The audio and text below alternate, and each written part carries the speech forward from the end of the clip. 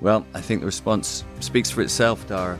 After last week's episode, we have had so much great feedback and so many people listened to that episode with Yvonne Chouinard, and we're so lucky and so grateful to have such a wise old oak come and talk to us about all the things that he can lend his wisdom to. So from one giant in the world of business and fly fishing to another globe-trotting angler who has caught as many fish internationally as perhaps Yvonne has. Tell us a little bit about our next guest, Dara. Well, Matt Harris, you have probably seen his pictures in fly fishing magazines. If you see his Instagram feed, he has the life of the globetrotting fly angler, as you said, where he has been, I'd say, wherever you could throw a fly. He has not only caught the fish if there, there's a fish there, he has caught it. He also published and wrote Fish of a Lifetime recently. It's a lifetime's work that's gone into it. It's an amazing thing. You do need a low loader to get it delivered because it is big. But there's a reason why it's so big. It's a sizable account of Matt's life as a fly fishing reporter, and it is stuffed with sumptuous, bright, beautiful, informative photographs and stories that accompany those photographs. Fish of a Lifetime, The Foal. It really is a book that you all need on your coffee table. And I make no qualms about it. You speak to Matt Harris because it's fly fishing vicariously by talking to Matt Harris. Yeah. He will tell us about Alaska. He will tell us about Russia. He will tell us about South America. He will tell us about Iceland. He will tell us about New Zealand, Australia, and of course the Atlantic salmon. And when you hear him talk with such passion about these stories and the place, you almost feel like you're there when he just describes catching the fish. He's absolutely obligatory to have in any fishing hut out there. If you're lucky enough to be in a fishing hut with Matt Harris, he is the master of fishing stories. He is a raconteur with a rod. He will tell you anything and everything that you need to know, and some about fly fishing. You just need to wind him up and he will go. One time a group of us went to Jardines de la Reina in Cuba. And originally Jardines was a bonefish fishery because the guys, there was no internet then. This is way back. There's certainly no internet in Cuba. And they were basically learning the ropes themselves. And they were all effectively commercial lobster fishermen who'd been sort of, turned into fly fishing guides. And they had to learn how to do it. And when we first went, Roxton's, Christopher Robinson, who's not with us anymore, who's a great old stick who ran Roxton's, he went out there and they did a bit of test fishing. But nobody knew about tarpon. They didn't know how to catch them. They didn't know. So it was bone fishing, and which is great. Ankle deep water, lots of bonefish, dumb as rocks. And then a famous guy called George Anderson, who's a brilliant fisherman from Montana, went out there and said, why? And Americans couldn't go to Cuba because of that whole deal. So he went out there and he said, why don't you fish for the tarpon? And the guide said, what tarpon? He said, come with me. And we went 2 weeks later and with our bonefish rods, and we'd taken tarpon rods just in case. And the guy said, don't bother with your bonefish rod, we're going tarpon fish. And we had the time of our lives. I can remember 6 skiffs, two guys in each skiff, guys and gals.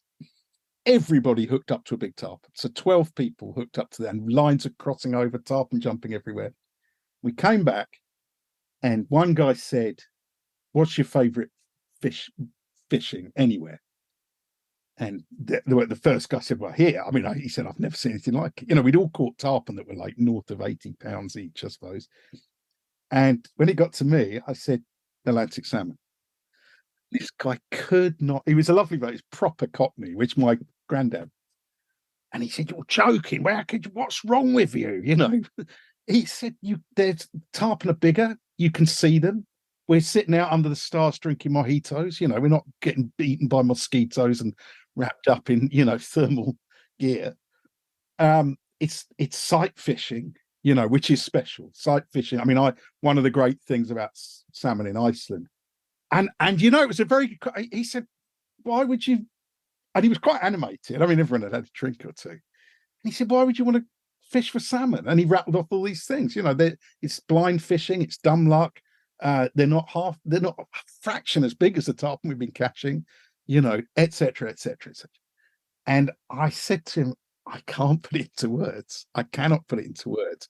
But there is something about a big, fresh Atlantic salmon that no matter how often you try and quantify why they're so special.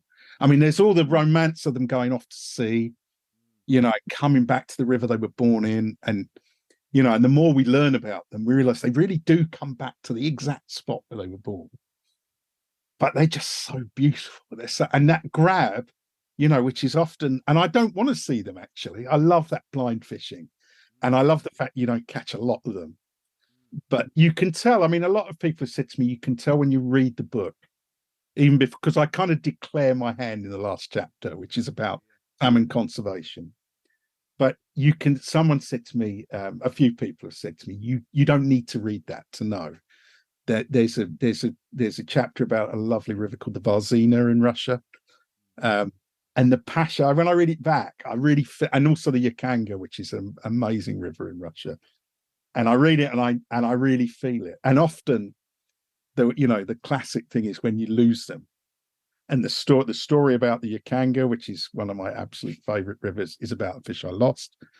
Story about the Ricer at the end is about a fish I lost. And it is that, but also I think increasingly, the fact that they are so iconic, but they're also under so much pressure and in so much danger makes you love them even more. Get so nervous, or I do, when you get the thing in the net. I don't know about you, Dara, and knowing how precious they are and how rare they are nowadays. It's like having a rare jewel in your hand. And there's almost, dare I say, there's a little bit of guilt sometimes with me that trickles in, especially those few seconds where you think, is its tail? Is it going to come back? Is it going to come back? Do you know what I mean? And you're willing it to be okay. For me, actually, I think and it comes back to what you said as well, Matt. It's the journey to try and catch one. It's the difficulty of it.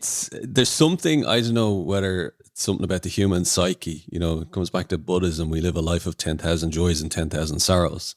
Yes. And for me, there's something existential about the chase of salmon comparable to that I remember when I wrote my book, I'll plug my book, Haunted by Waters, about fly fishing. But the start of it is I'm standing in the Blackwater River, which is 30 minutes down the road from me here.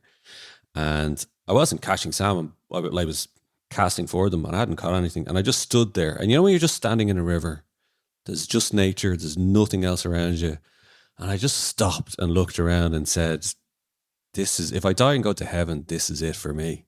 Yeah. And I remember my wife saying when I got home that day and told her, and she's like, so you're telling me heaven is half an hour down the road from you? Yeah. Why the hell aren't you there every day? And I was like, I would if I could, but it's for me. For me, Jimmy, like you were asking, for me, it's the journey, it's the difficulty, it's the climbing uphill to try and get there, and then finally you manage, you do it, and like you said, when you hold it in your hands and then let it go. So it's poetry, isn't it? I mean, without trying to get pretentious, it's poetry. I mean, it's why the best poets, why Ted Hughes, wrote reams of beautiful verse about these wonderful, wonderful creatures. It's they're magic. They're otherworldly, right? Yeah, they are. Tell us maybe some of your story from the book. Maybe give us a sample for the salmon stories from the book. I know you mentioned the Yakanga. Is there any particular favorites or? I'm looking at the Gaspé here as well. Canadian Atlantic salmon. That's interesting. Yeah, I mean, they're all under a lot of pressure. I mean, wherever you go, the cola. I mean, what I think, we talk about salmon farms, which are a nightmare and absolute, as we all know. But we talk about net. There's still a hell of a lot of netting, legal as well as illegal, in Norway especially, where they still allow a lot of netting, which breaks my heart, because they are, the number of, there are now, if you talk to another Whelan, if you talk to Ken Whelan, yes, he will tell you that there's between a quarter and a third of the number of salmon there were in 1980. That is, I mean, that in that tiny, in 1980, I was at school. That's not so long ago from me. One generation, a long time ago. But it's I just think that is a horrifying statistic. for any animal to say that their numbers have gone down by maybe 75% in a generation, that is just, it is. And we, because they're not cuddly, I know it's a well-worn, we've talked about it often, but people don't care. They don't even know what they're eating. A lot of people that eat salmon that they buy in the supermarket don't know it's from a farm. They don't know it's not a wild animal. They don't know about all of the drugs and the parasites and all the rest of it. There's no education, and yet they're such an amazing, they're such an iconic creature, that go all that way and come all the way back, and they're so beautiful. And you really, to understand, why we're so sort of in love with them, you have to see one in, a real live salmon with your own eyes, to see that, that. And you like you say, Jim, Ted Hughes, people have waxed lyrical about Atlantic salmon for many, many years, but nothing compares with actually seeing one. And I know what we were talking. I mean, I can remember in the early days when we used to go up and fish on the Kola Peninsula. They're dangerous, those rivers, and there were a couple of terrible accidents up on those rivers that meant that health and safety rightly came in. But in the early days, you could fish for as long as you wanted on your own. And I can remember going down to a pool called Lilyock, which is a junction with the Lilyock stream, which is about 500 yards from the Yakanga Lodge. And exactly what you were talking about, Dara, that it was just such a magical time to be on your own, completely on your own. And I caught 4 fish, I remember, one night, through the night, because it's 24-hour daylight. And I kept thinking, oh no, I got to go back now, because tomorrow's another day, and it's all right. We're already 4 hours into that day. And every time I thought, no, I was fishing a big sunray shadow, and the fish would come up, and it was like every time you start to reel up, they come and have a go, and you'd fish another hour. And I can remember one fish in particular that I just about managed to land on my own. I had to cross the stream, which was tricky. And now it wouldn't be allowed on any of those rivers. You'd have to have a guide with you, and all that stuff. But I landed that fish, and it was 25-pound fish. So it was a good, not by the Yakanga standards, nothing out of the ordinary, but it was perfect. There wasn't a scale missing.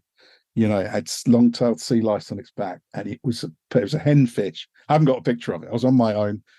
Camera was the other side of the stream. Yeah, that's Yakanga. I mean, they're a special fish. You have to see. But some people say, "What's that?" Because they don't realize it's an Atlantic salmon, because their shoulders on those fish. Yeah, they're like no other fish. I've never seen Atlantic salmon anywhere else that look like those fish. Brutes. And yeah, they are, and they really, hooking them is the easy part. Yeah, it's funny, isn't it? The shoulders.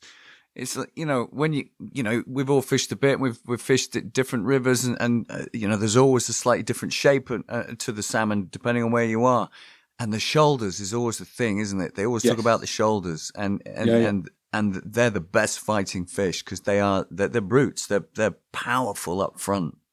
Yeah, absolutely. And I mean, there's another river I love called the Rice in Norway, and the Rice is like a microcosm of the problems we have. So right now, there's a guy called Carl Albert Hansen, who drives up and down the northern Norwegian coast, and he buys netted salmon, and he says they're all legally netted, and there's no one checking to know whether that's true, and he sells them. And he is making a fortune selling wild Atlantic salmon, while the Rice River there's no sport fishing allowed whatsoever until at least 2025. And if you read you'll find it in there, Dara. That river it's just over from the Alta. So the Alta, the Alta is, I've fished the Alta the Holy 3 Grail. times, and it is the Grail. But I used to fish with a lovely old guy, Antti Parkkonen. But Antti was in his 80s, and he didn't want to fish. He wanted to sit in the hut and eat and drink and remember the good old days, And me and Pete Riffin, who ran Yakanga for a long time, Pete and I would be just champing at a bit to go fishing, but he would rather sit down. You can only fish from 8 in the evening till 4 in the morning, but he'd like to have a big lunch in the middle of that, where you come back. You can imagine what it's like, and you can see the Alta out the window, and it was heartbreaking. We calculated how much it cost us a minute, and there was a few noughts on the end of it. It was just insane. but it is, it is the holy grail for a reason.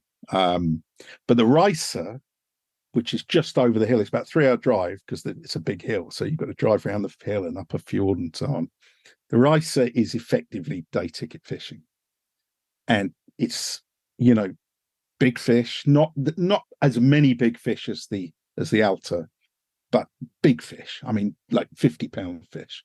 But it's like association water. So you buy your ticket and you'd sit in the hut with 4 or 5 other people, and then you take your turn through the pool. But I loved it. And I actually loved the camaraderie of the, and also being smart, going out early and late, and all that stuff, and picking spots that, not the pools that everybody knew, but those little pockets where you might find a big fish.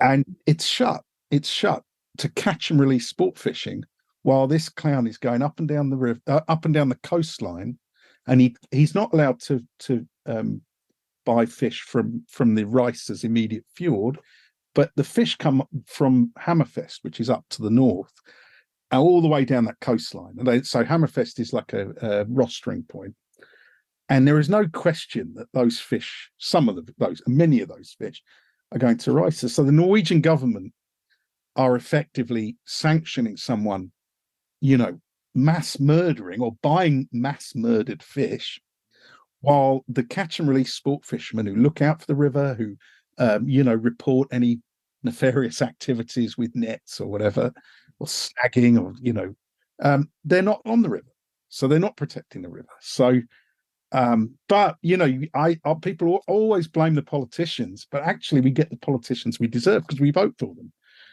Norway is not some sort of totalitarian dictatorship. People vote for them, and they reflect what people in Norway want, which they want to eat wild salmon, and wild salmon's great to eat. But do you wonder, Matt, though, is it like we covered Iceland on this podcast series, and you see what the protests that are breaking out there, and you wonder maybe, or is it hopeful thinking, but that are we at a tipping point in terms of kind of public outrage at what's going on in terms of the plight of the wild? I wish, or is it just because Iceland is smaller? Like, I think Iceland is a special case because what's happened, as far as I understand it, is that because of global warming, the waters around Scotland and now increasingly, Ireland, Norway, even, are warming up. So they're going. So north. Iceland, the sea around Iceland is colder, and warm water is not good for salmon, but it's particularly bad for farmed salmon. So you get more disease, and they already have massive, and all these issues with the lice, and closed containment. That is nothing to do with our pressure, as far as this is my belief. It's to do with money, right? So the lice are killing so many fish, and if you watch farm fish, this is you're saying. Yeah, this is farm fish. Yeah, exactly. So what's happened is that the big companies like Maui have seen Iceland as a good alternative because the water's colder. Right. And they've got a lot of fjords. If you look at a map of Iceland, and they've also got a lot of remote communities who haven't got any work. So if you think about that northwestern corner, that little peninsula, the West Fjords of Iceland, there are a lot of people there who can't make ends meet. Everyone thinks everyone's rich in Iceland. They're not. There's a lot of money in Iceland sloshing around, but not everyone gets a big, slice of that pie. So, Maui and others have seen Iceland as a good place to set up.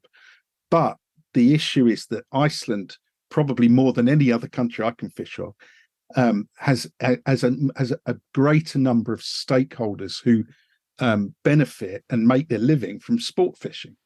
It's it's much more rural, isn't it? Yes. Yeah, it is. And, the Iceland is surrounded. Every corner of Iceland seems to have a salmon river or a trout river, mainly salmon. So they're very invested in keeping that the way it is. And I know a lot of the old guard, Arnie Balderson. There's a lot of great characters from Iceland. I love Arnie. The Salmon King, we call him, don't we? Yeah, and Arnie would catch, I don't care what anyone says, Arnie would catch a salmon out of a puddle. I mean, he's dangerous. Great. And he really was dangerous for those rivers. So his mentor was a guy called Totti, who's known as the dentist. and Totty taught Arnie to fish, and they would literally empty a river with worms, not fly fishing, in the bad old days. He's just a great character, and he now is very invested, as a lot of his, his colleagues, in looking after the fishing. And Icelandic people recognise, I think, how valuable the salmon are to them in a way that a lot of other communities, like, I mean, the Scot, if you go and talk to a Scottish gillie, of course they recognise, but a lot of people who live in, downtown Glasgow or Edinburgh, they're not so invested in, they're remote from the plight of the Atlantic salmon. Interestingly, I was at just last night. Actually, I was at a Missing Salmon Alliance talk, and there was a guy there, Alan Wells, who heads up Fisheries Management Scotland, and he was talking about aquaculture. And what you were just saying, Matt, about they sort of prey, for want of a better word, on small, poor communities on the coast because it gives them employment. He's finding with aquaculture, for the first time ever, literally in the last year, obviously they have to apply for licenses, these aquavulture companies, as I call them, and it's like planning permission in a sort of crude way. They have to get votes to get it through from the local community that they're going to put the fish farm opposite or near. And he's finding, for the first time ever, these local communities, as poor or as sort of underfunded as they are saying no, because they're now aware of the damage and, I guess, the stigma that comes with working for salmon farms, having them in the ocean opposite, where you live, and for the first time ever, they're turning down licenses, the Scottish government, because of the locals, which I think is fabulous. Great. That's great. Yeah, that's progress. It is. I mean, and I think that is part of. I don't think we need to pat ourselves on the back too much. Because we are certainly not winning too many big victories against the salmon industry, but I think that by spreading the word, and there's so many people out there doing their bit, and we've, Jim, you and I know that there's often a divergence of opinion about how best to do this, and I've always, I should say, Dara, I've often been in spats, as Jim has, with other people who. We're all on the same side, and I always, Jim's said this analogy many times, but I always liken it to one of my favourite films, which is The Life of Brian, and the Judean People's Popular Front, and the only people they hate more than the Romans are the People's Popular Front of Judea. And actually, if we could all just, and I do understand why some people are frustrated with, people who are less aggressive in their tactics or more aggressive in their tactics, because, but actually I think we need the whole gamut. I think we need people providing the science, which is what the Atlantic Salmon Trust often are involved in funding that. You need that. You can't just say, oh, we think this, or you've got to say, we know this, and here's the evidence.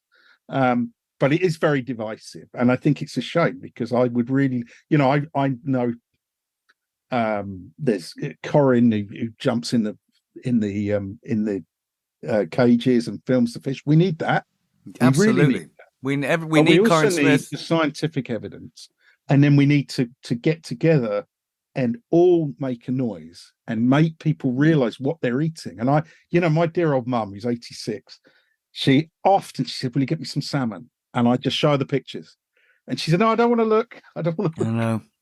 So that's what you want, you want me to buy you that stuff. And she's so upset when I won't buy it. I think back, Matt, to the smoking industry, tobacco industry. Yes. How it was just accepted, and how slowly, generation after generation, year after year, it started changing. Now you look at the packets with the big warning signs. Well, that's what should be on the salmon packet. Yes. There should be Corin's pictures.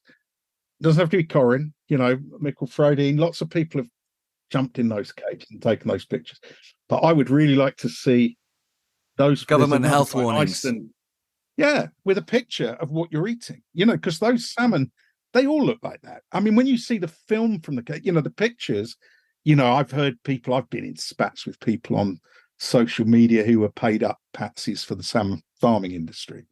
And no, they don't all look like that. Well, watch this video because they all do. They've got eyes missing. I mean, to be fair, and I mean, no, we're going to defend them. Obviously, where my vote lies, but there are varying degrees of quality, I think, and there are really piss poor, for want of a better expression, salmon farms, and there are better managed salmon farms. I'm not saying any of them tick any boxes when it comes to animal welfare, but I think, from what I've been reliably told, the higher end versions of the, battery, it's basically battery chicken farming, isn't it? But in the sea, they're not all, covered in. But if you look, Jim, if you look at what happened, I mean, this.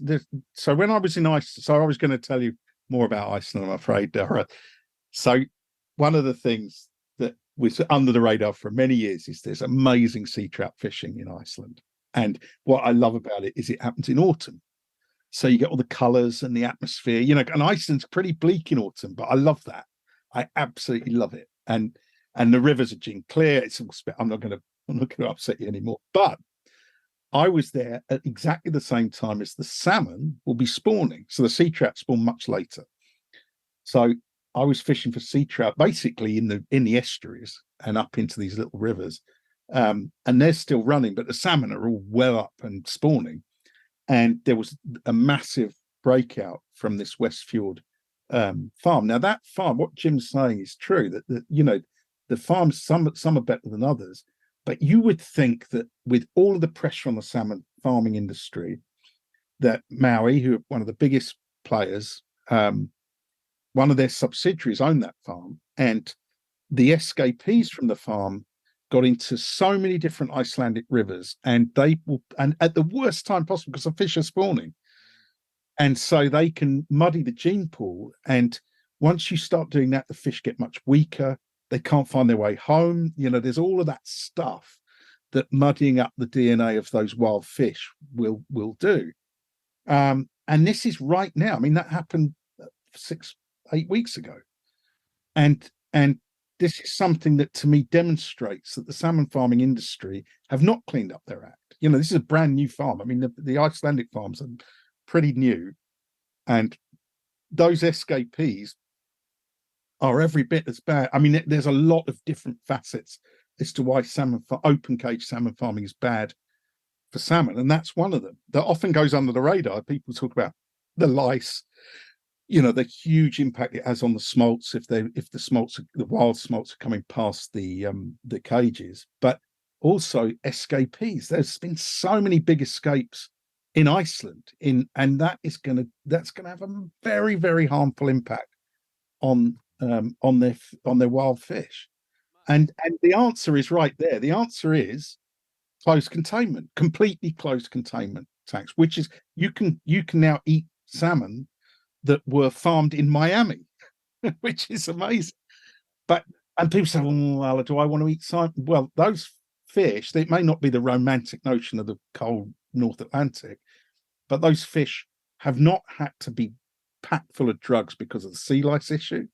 The temperature's regulated, and we have to eat stuff. We can't get away from the fact that we do have to eat. And for about 12,000 years, we've been farming instead of foraging. So that's what we do. So we do have to eat. So we can't just say, oh, we don't want, there's a lot of issues with chicken farming, with beef farming. There's lots of issues with a lot of animal food production. But we do have to tackle it in a way that means that we don't destroy our wild creatures, whether it's salmon or anything else. There's a couple of things I think on that, Matt, is like, are you hopeful about the future of the wild salmon in terms of what can be done to address its plight and to address the problems surrounding it? No, I'm not. I mean, I want to say yes.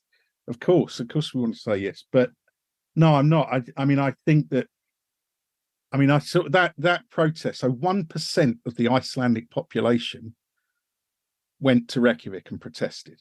That's quite something. That's a lot of people.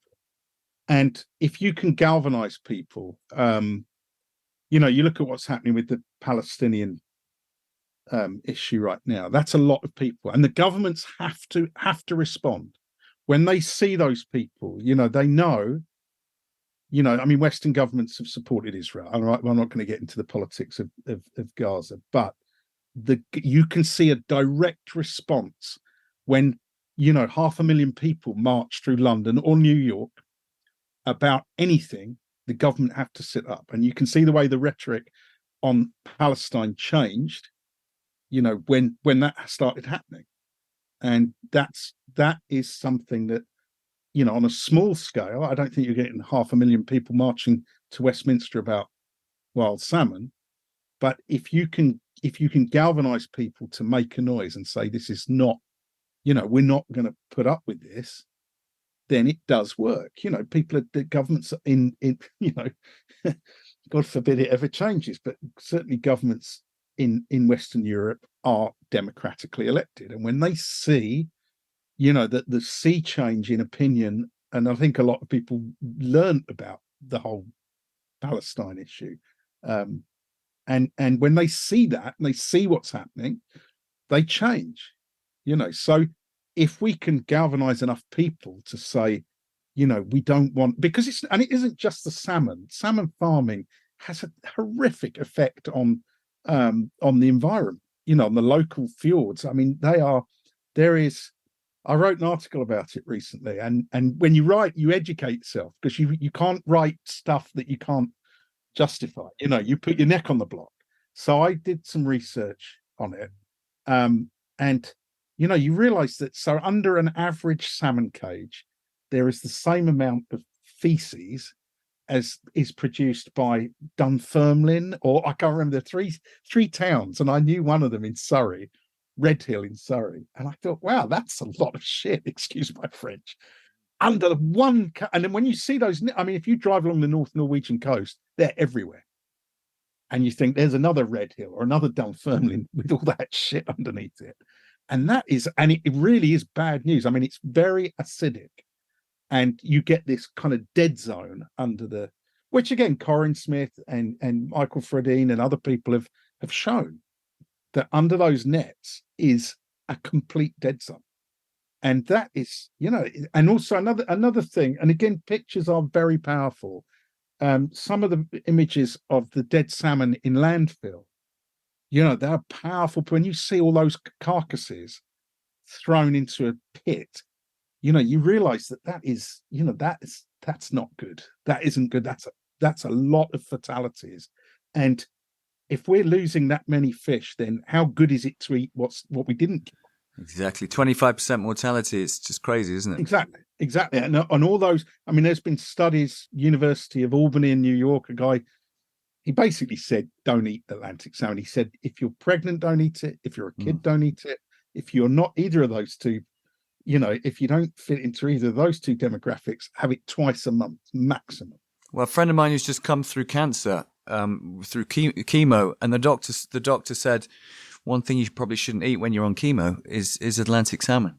Yeah, that's weak, wild, isn't it? And that's right. Insane. Yeah, and that, to me, that says, you don't want to eat stuff that's not all right to eat. You don't want to eat it at all. You don't want to eat it, especially when you think you're eating it because it's really healthy. Yeah, There's the dichotomy. People think, oh, I'll have some salmon. I'm going to have a healthy meal tonight. I'm going to have some salmon.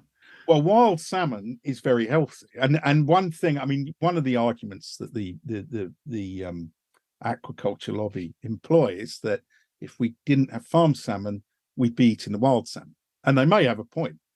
So you've got to outlaw that for sure. And I do think that when you look at people like Arctic Sapphire, who are the people with the closed containment tank in Florida, we should be fast tracking research to see, is that stuff all right?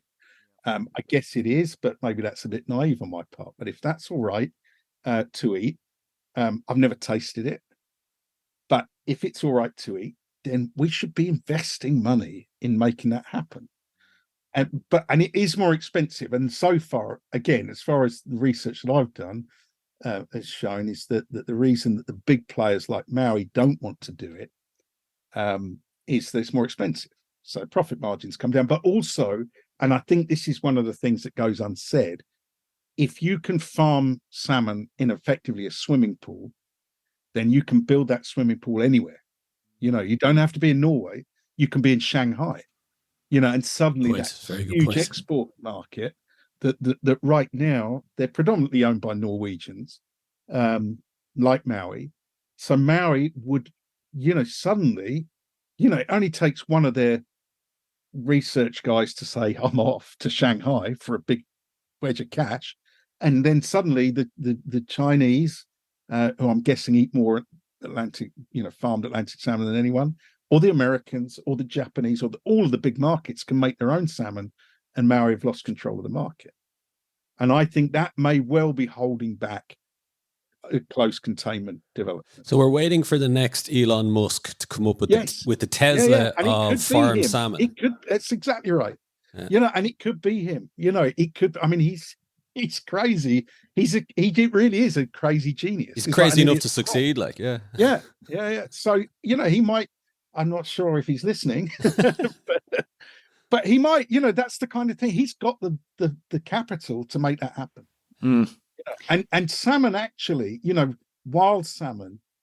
I can honestly say I've never killed a salmon unless I've killed it by hooking it in the gills, or it's died on me, and that's only happened a handful of times. But I can remember one of the guides killing a salmon on the Varzuga. The first time I ever fished for salmon successfully with a fly rod on the Varzuga River on the Kola Peninsula, which is 25 years ago. And I caught a nice fish, kind of a 8-pound fish, and the guy killed it. He didn't ask me, just bash. And we had it for lunch on the riverbank, and I've rarely tasted anything better than that. It is fabulous to eat. But the Varzuga is probably one of, you could probably count on one hand the rivers where it's sustainable to kill salmon and eat them. I mean, the Varzuga had a run of, I can't remember, like 500,000 fish. So Panoy the same. But even the big fish rivers on the north coast of Russia, their numbers are down, like everywhere else. Well, so, we can only assume that now, because we're not going to get a look in anytime soon, sadly. No, which is a shame. So Matt, just on that note, sticking to the conservation of salmon, we ask our guests 3 questions on every podcast, and I'd love to ask you the first one, which is, if you were gifted €1 billion or £1 billion, whatever, a huge lump of money, and you had to spend it on the conservation of the Atlantic salmon, how would you spend it? Well, I think it's a great question, because it's always easy to get angry, isn't it? It's easy to go, but be constructive. So I think the first thing is, as I said earlier, that people have to remember that we've got to eat something, right? That we can't just say, we're not going to, we're going to shut this down and shut that down. I mean, a lot of other animal welfare in the farming industry is very bad, and we eat a lot of bad stuff, whether it's chickens or beef or whatever. So salmon are not unique in being, in being farmed in what I think is an unethical and unsustainable way. So if I had that, we've just answered that question in a way, because if I don't know how many $1 billion Elon Musk has got, but those people are exactly the people that could save the Atlantic salmon. And if you go to the Alta, and this is one of the crying shames of the salmon dilemma, is that when you go to the Alta, and you have to be, unless you are very lucky, as I was, I met the guy Sasha Savage, he's a great guy, and his partner, who used to fish the Alta with him, was killed in a skiing accident. And Sasha invited me to fish the Alta. So I got lucky, right? But most of the people on the Alta are blue bloods. They are kings. I mean, I've gone past a guy and been told to wave at him because he was the king of Norway and he was happily fishing away, and there's the Duke of Westminster over there, and there's the Duke of, everybody apart from me seem to be royalty or semi-royalty, or a very wealthy hedge fund guy, or so on, right? So salmon fishing does attract, it's kind of the sport of kings, and it's, apart from a few of us, who make it, who get it done one way or another, most people who salmon fish are wealthy, and they're influential. It's not just the fact they've got a lot of cash; they know, the right people. They've got leverage, and so I do think that we have got the potential. I mean, I if I had $1 billion, what I would do would be I would invest it in 2 things. I would invest it in the close containment salmon farming, I would, and I'd make another $1 billion, because I think that if you could fight a twin pronged attack where you rightly exposed open cage farming, because it's not, we are not, we're doing, I think there's a lot of good people from the Atlantic Salmon Trust to Wild Fish to Patagonia. There's a lot of people making a noise, but we're not getting the cut through we need. And occasionally, like Fergal Sharkey's done amazing things with, he's got cut through. Fergal's done great, and who'd have thought that this scruffy sort of pseudo punk rocker from my childhood. I mean, if you said to me 20 years ago, see that guy, he's going to be a firebrand for clean water in the UK. I mean, but good on him. And Fergal has shown that you can get cut through, and when you get that, you get results. And things are happening, and that's what you need. Sorry, Dara, that's what you need to happen. So if you've got $1 billion, I would invest it in. I would invest it in close containment tanks. I would spread it. I would incentivize nation states to use it, which would cut the throat of Maui. Yeah, because Maui are only Maui because they are exporting what they make. And there's how many people in Norway? Not many. And if you suddenly took that away from them by providing closed containment salmon, and it is a big if, but if you can do it in a sustainable way, an affordable way, which I think you can, because Arctic Sapphire are showing it can be done, then you would cut the demand for farmed salmon. The next thing I would do, if I've got any money left, I would lobby the Norwegian government hard. They've designated the Atlantic salmon as an endangered species, but allow people to kill them and sell them. That to me is I mean, that can't be right. But they do it because the Norwegian people vote for them, and they will make themselves unpopular. They are democratically elected. I really like the analysis that you were saying there, Matt, in terms of going after it by going down the alternative route. And I actually think the real cut through, that's, I think, where the real cut through will come. I mentioned Tesla earlier. Maybe the actual, and this is, shows you where we are in terms of the 21st century and the future, but maybe the answer is Silicon Valley, and it's actually a technological solution to a nature problem or a nature issue, which is, of course, is caused by mankind. So I think actually, if you had that billion, that's the way to go. Is if you can get the Silicon Valley guys on board and you show them the value of the salmon farming, aquaculture, global industry, and say, do you want to disrupt this industry and create a real alternative, again, like the Tesla, that people actually want? Tesla's a great analogy. I mean, look, if you'd have said, that Tesla, if I'd have drawn you a little pen portrait of the Tesla model 15 years ago, it'd be hard to believe it, wouldn't it? And now Tesla's the biggest selling car. So who told me? Mark, who's the boss man at Atlantic Salmon Trust. He told me that Tesla is the best selling car in Europe, right?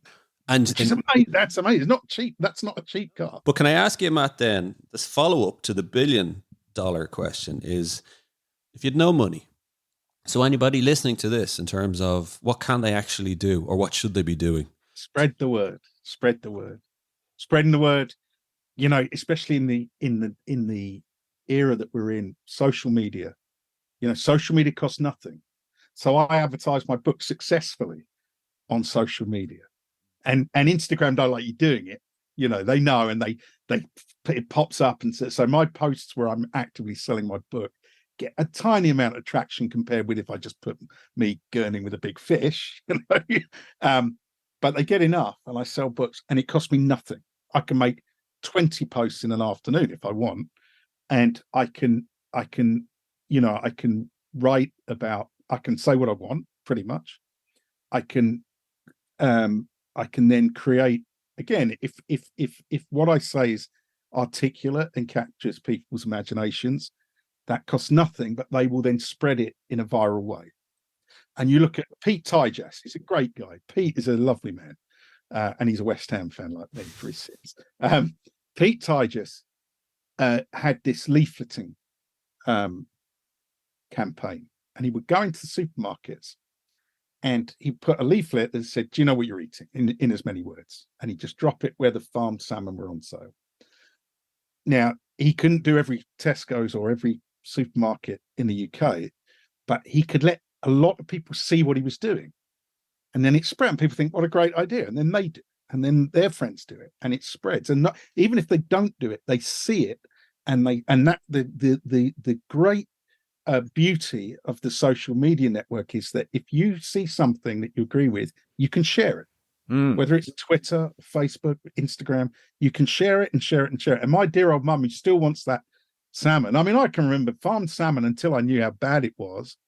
I loved it. I won't pretend I didn't. You know, it's tasty and it's supposed to be good for her. She still wants to eat it, but I show her Pete Tygus's, leaflet, and I show her Corin Smith's photographs, and I read her stuff from the Atlantic Salmon Trust. She still wants to eat it, but she's less kind of aggressive about pushing for it, because she knows. And the thing is that, as I say, that costs you've got to be able to afford the access to the network. And we live in I personally think, a very dark time right now, where not everybody does have that access, but enough people do that you can spread that word without any cost. So if I make a post that says, so one of the things I talked to Jim about was having some sort of march. When I saw what happened in Iceland, it really inspired me. And I know those people. Vala, we talked about Arnie. So Vala's Arnie's daughter, and she's a lovely woman. She's part of that generation of Icelandics. They've got a lovely way about them. They're confident, and they will not take shit from people. And they're all there, and they took those dead carcasses and dumped them in the middle of Reykjavik and said, we are not standing for this. And I would like to see the Brits, and not just I personally, not just the salmon fishermen and the gillies and the boatmen but I would like to see everybody who feels that, because it's part of a bigger picture. The state of our water in the UK is a scandal. It is every bit as big a scandal as the salmon scandal, I think. And that would bring a lot more people in who can talk to each other. So the surfers, the kayakers, the fishermen, and you're going to get some antipathy. Not everyone thinks fishing is the right thing to do. And Jim said it. I feel the same. I sometimes think, what am I doing? But they're fish. They're not people. And we love those fish more than all the people who complain about fishing, who have never seen a fish. Sit on their couches and their sofas, saying the easy things, regurgitating all the easy noises. Fishing, I know, is good for me, and I think it's good for both of you, and I think it's good for most of the people who go fishing. It's not just good for us, and it is an irony, but it's definitely good for the fish. Which is such an irony, but it's good for the fish. We may drag them kicking and screaming out of the water and put them back again, but we fight for their water quality. We fight, and no one's out there fighting for fish apart from fishermen. I can't think of anyone. No, you're right. And on that note, bringing it back to fishing, we also ask our guests if it was your last day on Earth, Matt. And, hypothetically speaking, the rivers were healthy. There was an abundance of cold, clean water, and there was salmon running pretty much everywhere. Where would you pick to go fish, and who would you take with you? Well, that's a great question. I think that, the simple answer, the Yakanga in Russia, I love with a passion. I love that river, and I may never fish it again. But I've had so many thrills and spills on that river. And when I wrote my book, Dara, I actually chose to write about losing a fish, because losing a fish is more special in a lot of ways. And I lost a fish on my own after an hour and a half. And I think it was the biggest fish. I remember, so I actually lost two big fish over about a 36-hour period. And the first one, again, this was in the good old days when you could go fishing any time of day or night. We were on the lower river, which had only recently opened up because it used to be a military zone in Russia. And I chased a fish on my own for an hour and a half, and I lost it right at the end when I could see it. It was beaten. It was upside down, its belly showing, and I lost it. And I remember thinking, I was completely on my own. It was 2 a.m, and I thought I could have a cry now. There's no one here. And I was like a broken man. I wanted that fish so badly. But I didn't. But I always remember the punchline to that story, which is hopefully subtle, is that I trudged a mile and a half back upstream, and there's my kit, and it's 2 a.m. And you know what I did? I started fishing again. You know, I mean, that's the Akanga. It's a special, but actually, if this is a complete fantasy, I would love to go to the Upper Thames, which used to have millions of salmon running up it, with all my pals and a bunch, you know, and plenty of good scotch and a few beers and God knows what else, and have a day with all the, you know, I mean, this is going to sound a cliche, and it is a cliche, but the best thing that's happened to me with fishing is the people I've met, and that is the God's honest truth. I've met people from all over the world. Craig Simpson, who was my guy, if you read the chapter about New Zealand, which is one of my favorites, there's some, you know, writing, sometimes it just pours out. Sometimes it's hard, you know, and you have to work at it, you know, Dara. Sometimes it's like homework, you know, and you remember your school days and no, that's not right. You tear it up and stuff. But I can remember fishing in New Zealand with a guy called Craig Simpson, who's one of the loveliest guys you'd ever meet. And he died this year. And he was only, Craig must have been in his mid-60s, and he was tough as, you know, when we used to go wading in New Zealand, I would have Gore-Tex, you know, neoprene, thermal this, thermal that. Craig would be in shorts with his pink, I think he was of Irish extraction, I guess. He looked like, he is a lovely man. He could talk the hind legs off a donkey. We used to sit in the pub, and it's read that chapter, and he used to have this phrase. He'd always say, I'd say, where are we going tomorrow, Craig? And he'd say, I'm going to take you to the Nunya River. And I don't know if you know, that's a famous old gag in New Zealand, and it's spread as in none your fucking business, excuse my French. And we met a mate of mine, Andrew Donaldson, who's a Kiwi. So I wrote that story, and it was in trout and salmon. And I caught within 2 hours of each other, I caught a 12-pound brown trout and an 11.5-pound brown trout. And they're in a river, right? Wow. And they are the most magnificent fish. I mean, those fish in Iceland are great, but it's a lake.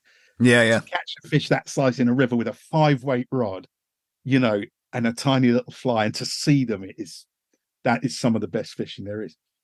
You really capture that loss that you were just talking about just then on the Ukanga. Can I just read out the embers of that battle, because it's definitely worth a read. The rod tip wrenched down to the horizon, and for a brief instant I felt the full weight of the great fish as it was momentarily arrested on its violent, careering journey downriver. Then, in a wretched, sickening, heartbreaking second, all that wild, angry silver violence was gone. I wound back the long, long yards of backing in that awful, gutless trance that only those who have lost a huge fish will know. The leader was hopelessly frayed and had parted a foot above the fly. I sank to my knees. A huge wave of bitter disappointment broke over me, rushing in to fill the vacuum left by all that desperate, wild-eyed exhilaration of the last 90 minutes. I sat there for a long time. It's great. It's great, isn't it? I remember that. Absolutely I mean, it's lovely. Do you know the thing that I really like, Jim? And thank you for that. But that's beautiful. That I really loved is, you know, I'm a professional photographer, right? That's been my business so I've worked for ad agencies all around the world. I've won gongs from the Association of Photographers, and I'm blowing my own trumpet, which I didn't mean to do. Blow away, that's mate. my job, right? That's my job. Yeah. But the writing is I'm not a professional writer. You know, I've written for Trout and Salmon and Fly Fisherman and magazine and this magazine, but I didn't train as a writer. You know, to become a professional photographer, I worked for some brilliant photographers. Some of them were difficult, but they were all brilliant.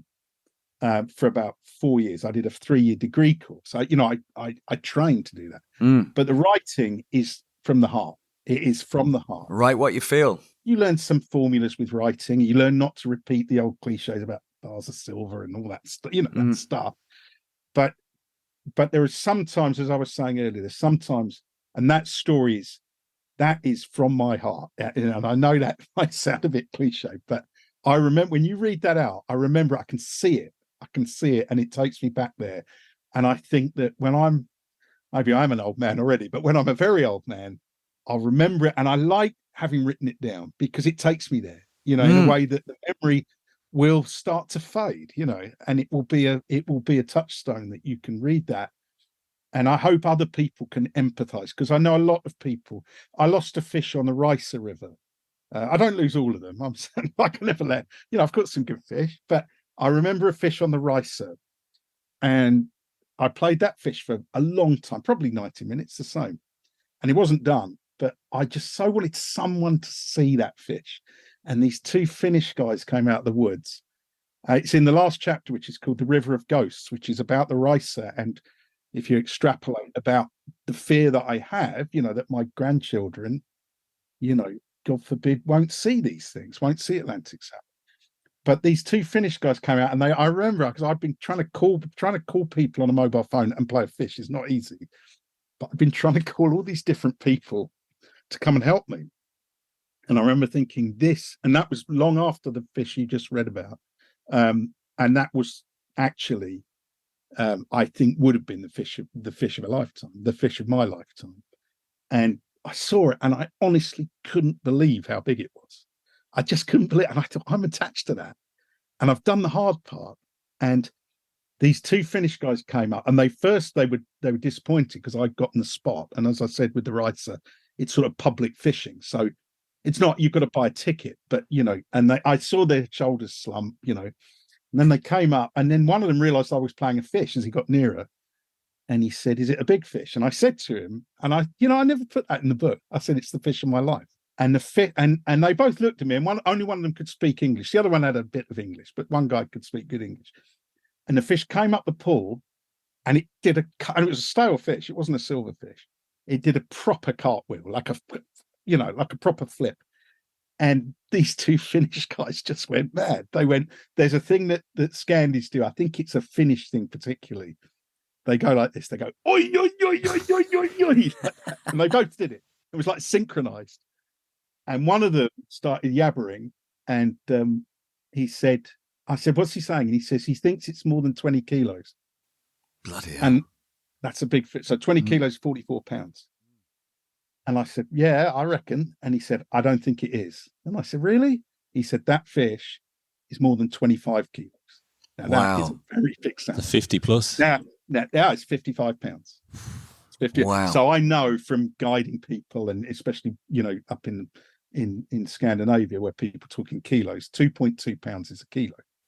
Yeah. Right? Yeah. Now, we didn't weigh it. It may not have been anywhere near that big, but it's certainly, I've caught some big salmon. I've caught salmon up to just under 40 pounds. And this thing was in a different league to any of those. Well, at least you were connected to it. At least you had it for a little bit. Yeah. When I lost it, it jumped about, stalefish don't often jump, but this really jumped. And it was a big, it was a deep fish. Yeah. Because stalefish often go, they go deep because they kind of get a bit flaccid. So they look deeper than they do when they're fresh. Because they're fresh, they kind of pack the muscles tight.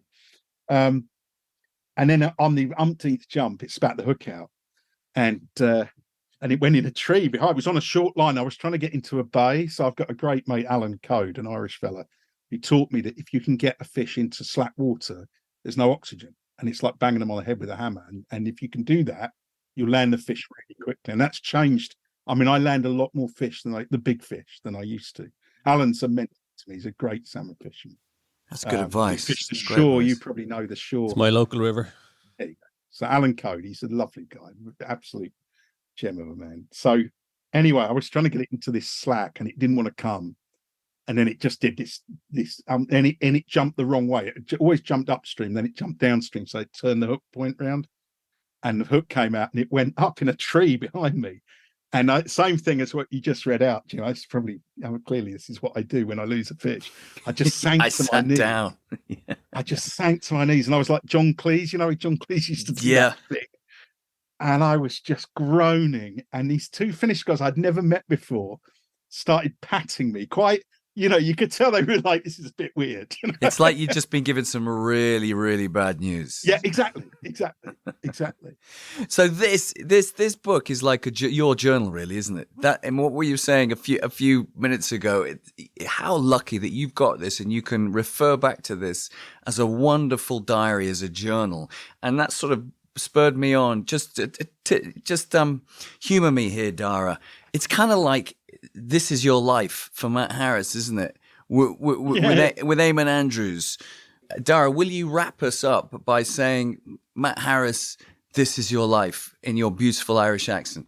Matt Harris, it's been an absolute pleasure. I want to go to Iceland fishing with you. Please bring me on your next trip. This has been the fish of a lifetime, the story of a lifetime. This has been your life. Good on you. Thank you, Darren. Thanks, Jim. Darren, thank you so much. Really enjoyed it. Coming up in the next episode of The Last Salmon, we have the co-author of The New Fish, a wonderful book, a new book about the truth about farm salmon and the consequences we can no longer ignore. We are talking to none other than Simen Setra. if you want to know about the history and development of fish farming, from its early days in Norway to becoming a multi-billion-dollar industry across the world, if you want to know about its dirty practices, if you want to know about its questionable ethics, if you want to know about the opposition, if you want to know about how science and politicians and governments have tried to acquiesce and appease fish farming down through the decades and generations, but if you also want to know about what people are trying to do to fight it, about the health consequences, about what people can do and how hard it has been to try and fight this industry, you have to listen to this interview. Most people didn't care or didn't have any information. So you had, on one side, the people working in the industry and a few dedicated people, a few activists opposing them. I think what happens now the last years is that more people, we also see that more researchers and scientists speak out against the business. Normal people who are not that dedicated, that these people stops eating farm salmon altogether. Listen and follow on Apple, Spotify, or wherever you get your podcasts. And don't forget to give us your feedback, rate, and review. We want to open up the salmon discussion to you. And remember to keep in the fight for our salmon.